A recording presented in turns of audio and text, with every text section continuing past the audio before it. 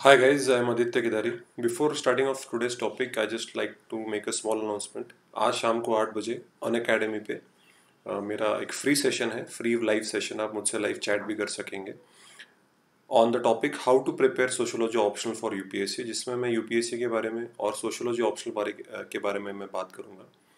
ऐसे total 10 sessions हैं 3 अगस्त से 14 अगस्त तक, शाम को 8 बजे। सिर्फ सैटरडे संडे को नहीं रहेगा और ये सब फ्री ऑफ कॉस्ट है। आप अन अकेडमी पे रजिस्टर कर सकते हैं। मैं डिस्क्रिप्शन बॉक्स में लिंक दे दूंगा। You have to just register, it's free of cost. ये सारे 10 के 10 सेशन सारे फ्री हैं।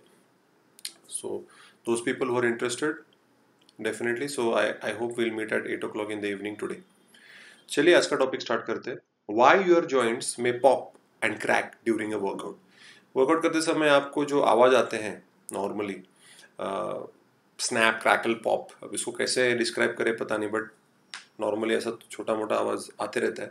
स्टार्टिंग में जब आप वर्कआउट चालू करते हो तब ऐसे आवाज़ आते हैं। तो चलिए हम इसके पीछे का साइंटिफिक रीज़न देखते हैं कि you should be concerned about this noises which come in your body. तो why these joints are crackling, why this noise is there? See, joint cracking can be loud and include all kinds of noises from grinding to snapping, and they tend to get more pronounced as we get older because of cartilage wear. This is normal. देखिए जब भी आप exercise चालू करते हैं, warm up करते हैं, running के स्टार्ट में, वॉकिंग में थोड़ा सा ये होता है। This is quite common. और जैसे आपकी एज बढ़ती जाती है ये आवाज़ ज़्यादा बड़े होते जाते हैं। इसके लिए जॉइंट पेन्स होता है। और जो हमारा कार्टिलेज होता है वो इसका इतना इस्तेमाल किया जाता है कि ऑब्वियसली उसका जो फ्रिक्शन बढ़ जाता है, लुब्रिकेशन कम होते जाता है जैसे हम बूढ़े होते जाते हैं। इसी के रीजन की वजह से ये आवाज़ आते हैं। ठीक है, so this is quite natural, this is normal जब अगर आवाज़ आ रहा है। They can also occur when a muscle is tight and that causes rubbing or friction around the bone. देखिए जब अगर आप ठीक से वार्म अप नहीं करेंगे, आप स्टिफ है, आप बहुत स्टिफ होके नॉर्मली ठंडी के सीजन में जब आप सुबह उठते हो तो बॉडी पूरी अखड़ गई होती है, पूरी स्टिफ होती है। तो तब धीरे धीरे आपको बॉडी ओपन अप होती है तो ये आवाज़ें होती है, नॉर्मली ऐसे आवाज़ आती है। तो noisiest joint tends to be the shoulders because यहाँ पे because it's having many moving parts, काफ़ी पोस्टेरियर है, मिडल है, फ्रंट है, डेल्ट, उसके बाद स्कैपुला है, बहुत सारी चीज़ें यहाँ पे जो कि जिसकी वजह से जॉइंट बहुत कॉम्प्लिकेटेड है, नाजुक भी है और बहुत ज़्यादा यहाँ पे रोटेशन सबसे ज़्यादा होता है। इसके लिए सबसे ज़्यादा आवाज़ शोल्डर जॉइंट्स पे आता है। Because muscles and tendons tend to loosen up with movement, you may notice your joints are louder when you begin a workout but get quieter as you keep exercising, especially if you have taken time to do gentle stretches as a warm up, which is a good tactic for joint health. तो देखिए जैसे आप starting में exercise चालू करते समय मैंने बोला कि ये आवाज़ ज़्यादा आते हैं, बट जैसे जैसे आपकी बॉडी वार्म हो जाती है तो ये आवाज़ें ख़त्म हो जाती है, आवाज़ नहीं आता है।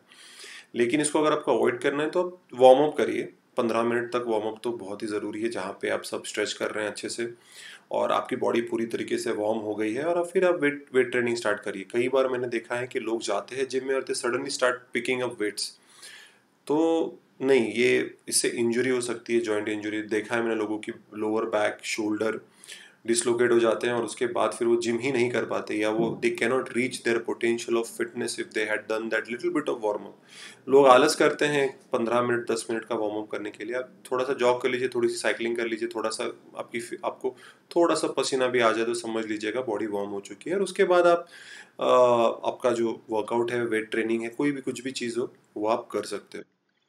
डॉक्टर को दिखाना चाहिए कि नहीं दिखाना चाहिए? सो although hearing sounds in the joints is normal, especially for older people, pain and swelling are not part of the aging process. देखिए पेन अगर हो रहा है किसी जॉइंट पे, एल्बिया हो गया, रिस्ट हो गया, शोल्डर हो गया, लोअर बैक हो रही है, देखिए अगर दर्द अलग है, सोरनेस अलग चीज़ होती है, पर दर्द है, वहाँ पे स्वेलिंग आ गई है, उसका मतलब कुछ तो नॉर्मल नहीं है, डॉक्टर को दिखाने की ज़रूरत है।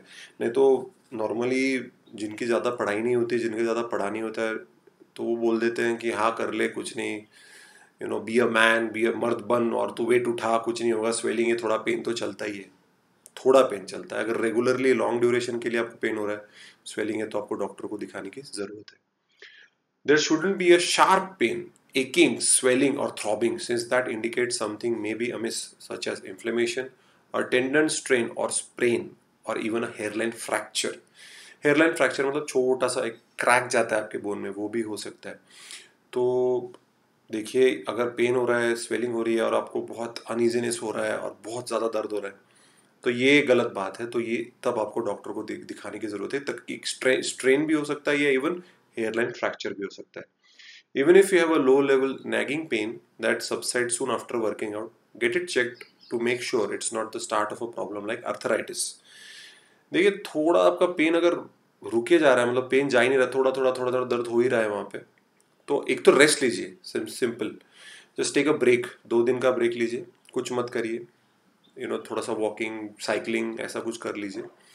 रोज हैवी वेट से होता है कि बॉडी अगर अच्छे से न्यूट्रिशन नहीं लोगे तो वेयर डाउन होता है, और न्यूट्रिशन लेते भी हो तो बॉडी को थोड़ा ब्रेक चाहिए होता है। अगर ये पेन नहीं जाता है तो फिर डेफिनेटली आपको डॉक्टर को दिखाने की जरूरत है। There are also numerous therapies when it comes to pain management, from icing and acupuncture to anti-inflammatory diets. But the first step is to see pain as a red flag that should be investigated. देखिए अगर pen persistent है तो obviously acupuncture कर सकते हैं, उसकी जगह बर्फ लगा सकते हो। एंटी इन्फ्लेमेटरी डाइट्स होते हैं जिससे ये इन्फ्लेशन बॉडी में कम होता है, वो भी आप कर सकते हो। लेकिन इस अगर पेन होता है तो it is a red flag, एक तरीके से एक इंडिकेटर है, एक पैरामीटर है जिससे आप डॉक्टर के पास जा सकते हैं। या आइसिंग करिए, एक्यूपेंचर करिए। स्टार्टिंग में लोग बहुत बार सेल्फ मेडिकेट करते हैं, मेडिसिन मत ले लीजिए कोई भी, डॉक्टर को दिखाइए। नहीं डॉक्टर तो मेडिसिन तो अपने आप से मत लीजिए, उससे कोई साइड इफेक्ट भी हो सकता है। लेकिन आइसिंग एक्यूपेंचर तो वैसे भी अच्छा होता है, वो करके आप देख सकते हो। एंटी इन्फ्लेमेटरी डाइट्स के लिए आप न्यूट्रिशन डाइटिशियन के पास आप जा सकते हो, लेकिन मेडिसिन मत लीजिए अपने हिसाब से। थोड़ा रिलीज स्प्रे लगा दिया, थोड़ा मुंह लगा दिया, वहां तक ठीक है, ठीक है। अदरवाइज आप डॉक्टर को डेफिनेटली दिखाइए।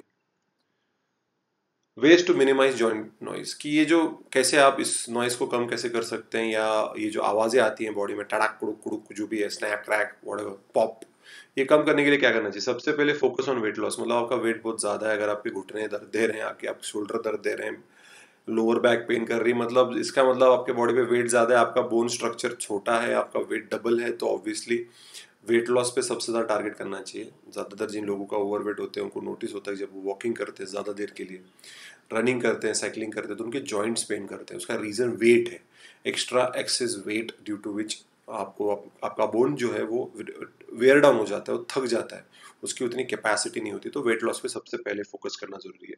एक्सरसाइज कंसिस्टेंटली करनी चाहिए। मैंने कई बार देखा सर, मैंने एक महीना मैंने एक्सरसाइज की और उसके बाद बारिश चालू हो गई, उसके बाद मैं बीमार पड़ गया, उसके तो ओके, फाइंड अल्टरनेटिव्स। बीमार पड़ जाते हो तो रिकवर हो जाने के बाद आप एक्सरसाइज स्टार्ट कर सकते हो।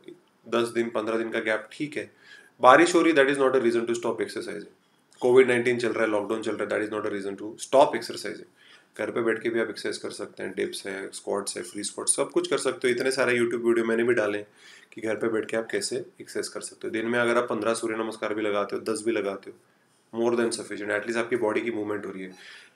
रोज कंसिस्टेंटली एक्सरसाइज करना जरूरी है। हफ्ते में 1 या 2 दिन आप ब्रेक ले सकते हैं, जरूर आप ले सकते हैं। तो एक्सरसाइज करना जरूरी है, वेट लॉस करना जरूरी है। And third is diet. देखिए अच्छा खाना बहुत इंपॉर्टेंट है। आप कुछ भी कचरा खा रहे हो, बर्गर खा जाए, खाओ, बर्गर खाओ, पिज़्ज़ा खाओ, आइसक्रीम खाओ, सब खाओ, लेकिन there has to be a limit. बस वही खाए जा रहे हो, बस सब चटपटी चीज़ें खाए जा रहे हो, तो ऑब्वियसली वो न्यूट्रिशनल वैल्यू उसकी जीरो होती है, वो कचरा होता है, बॉडी को उसका कोई फ़ायदा नहीं होता है। तो न्यूट्रिशियस फूड रखिए अपने बॉडी में, प्रोटीन अच्छा रखिए, अच्छा हेल्दी फैट रखिए, अच्छे कार्ब्स रखिए, कॉम्प्लेक्स कार्ब्स भी रखिए। ओट्स हो जाए, चिकन हो जाए, एग्स हो जाए, पनीर हो जाए, दूध हो जाए, आलमंड्स हो जाए। तो ऐसी जो न्यूट्रिशियस चीज़ें आप डेफिनेटली खाइए। तो अगर ऑब्वियसली उसका वेट लॉस भी होगा और आपके एक्सरसाइज में आपकी स्ट्रेंथ भी बढ़ेगी। तो ये सारी तीनों चीज़ों जो हैं, वेट लॉस, एक्सरसाइज और डाइट, ये तीनों चीज़ें इंटरकनेक्टेड है, ये इंडिपेंडेंट नहीं होती है। अच्छा डाइट करेंगे तो अच्छा एक्सरसाइज होगा, अच्छा एक्सरसाइज होगा तो वेट लॉस होगा। तो ये सारी चीज़ें इंटरकनेक्टेड है। ये अगर करेंगे तो ऑब्वियसली आपकी जो जॉइंट हेल्थ है, जॉइंट्स की जो हेल्थ है, टेंडन्स, कार्टिलेज, बोन्स, मसल्स, सब हेल्दी रहेंगे, तो ये आवाज़ कम हो जाएंगी। पर डेफिनेटली 10-15 मिनट वार्म अप करना, मैं तो मिनिमम 15 मिनट करता हूँ, तो मैं यही सजेस्ट करूँगा कि 15 मिनट वार्म अप करना सबके लिए एक तरीके से मैंडेटरी है, क्योंकि उससे आपके इंजरी के चांसेस कम हो जाएंगे और ये सारे नॉइजेस कम हो जाएंगे या ख़त्म हो जाएंगे। ख़त्म तो नहीं होंगे, स्टिफनेस तो आती है, इसीलिए वार्म अप करना बहुत ज़्यादा ज़रूरी है। और सारी एक्सरसाइज होने के बाद कूल डाउन भी कर दीजिए। नहीं तो लोग ऐसे ही निकल जाते जिम के बाहर पम्प्ड अप, नहीं, आप कूल डाउन करना भी ज़रूरी है। कूल डाउन भी आप ज़रूर डेफिनेटली 15 मिनट करिए।